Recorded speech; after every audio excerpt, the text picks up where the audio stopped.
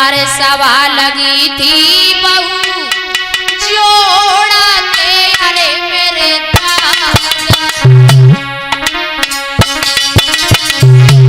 कोई कोई लड़ी तन को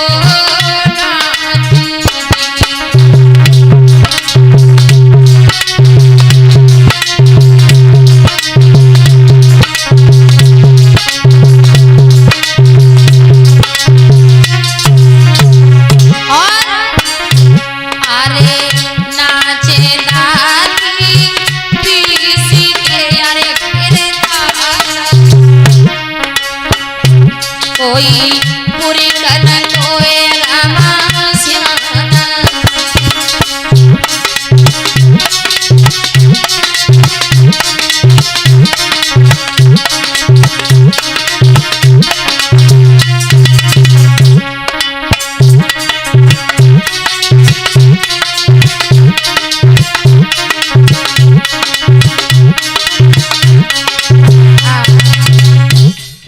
ऐसा ही नहीं भक्तों, धीरे धीरे समय व्यतीत हुआ।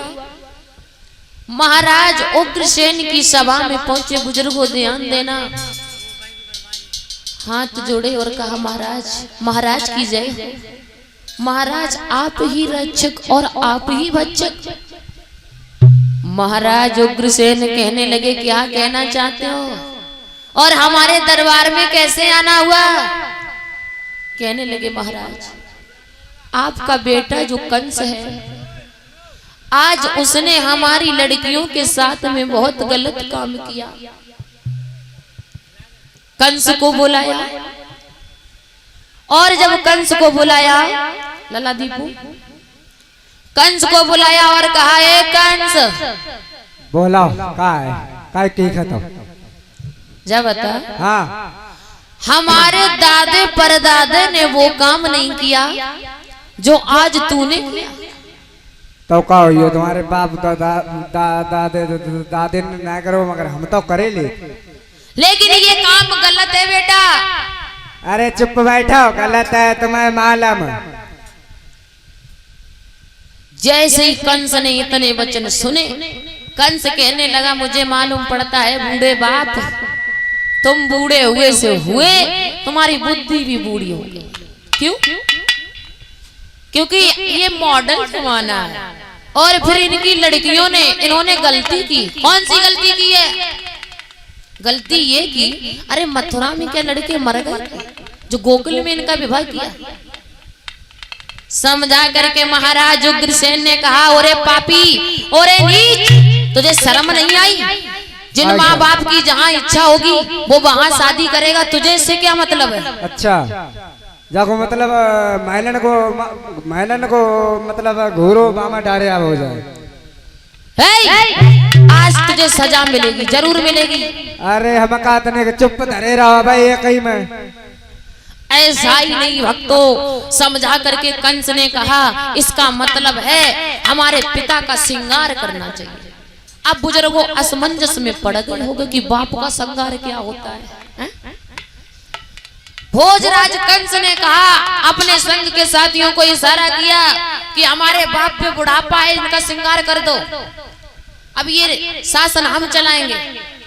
भक्तों ध्यान देना, क्या काम किया है, बिल्कुल देर नहीं की। संग के साथियों ने महाराज उग्रसेन को उठाया, हाथों में हथकड़ी, पैरों में बेड़ियां डाल दी और जेल खाने में बंद कर दिया। महारानी पबर रेखा आगे बढ़ी, कहने लगी बेटा ये तुम्हारे पिताजी हैं, ये क्या कर रहे हो? ये काम अच्छा नहीं है मेरे लाल। समझा करके इशारा किया कंस ने, का कही ऐसा करो हाँ। इस बुढ़िया को भी उठाओ जेल खाने में डाल दो। हाँ। ऐसा ही नहीं, महारानी पबर रेखा को भी जेल खाने में डलवा दिया और मोर मुकुट लिया और जहां महाराज उग्रसेन बैठे हुए थे, भोजराज कंस उस गद्दी पे बैठ गया और अपने मंत्री को बुलाया और कहा मंत्री बोलो महाराज, तुमने देखा अब मथुरा का राजा कौन है? महाराज कंस। महाराज कंस, ठीक सुना तुमने। और अब इस दुनिया में मेरी चलेगी, मेरी। हाँ खूब सुन लो पंडित जी। और जितने भी महात्मा हो, जो भी भगवान का नाम ले, कहीं पर भगवान का नाम नहीं होना चाहिए। अच्छा। जो भी नर नारी और जो भी पशु पक्षी गीत गुनगुनाए, वो मेरे ही नाम के गीत गुनगुनाए। ठीक है महाराज। बुजुर्गों ध्यान देना, अगर कोई नीच हो, कोई पापी हो और वो बड़ा आदमी बन जाए, परीक्षित महाराज, कोई पापी हो और बड़ा आदमी बन जाए, यानी पुलिस में लग जाए या कोई नेता बन जाए, तो उसे पावर मिल जाती है। वो पहले से ही नीच था और ऊपर से उसे पावर मिल गई। भक्त तो ऐसा ही नहीं, जब पावर मिल गई भोजराज कंस को, अब तो किसी को नहीं समझता है,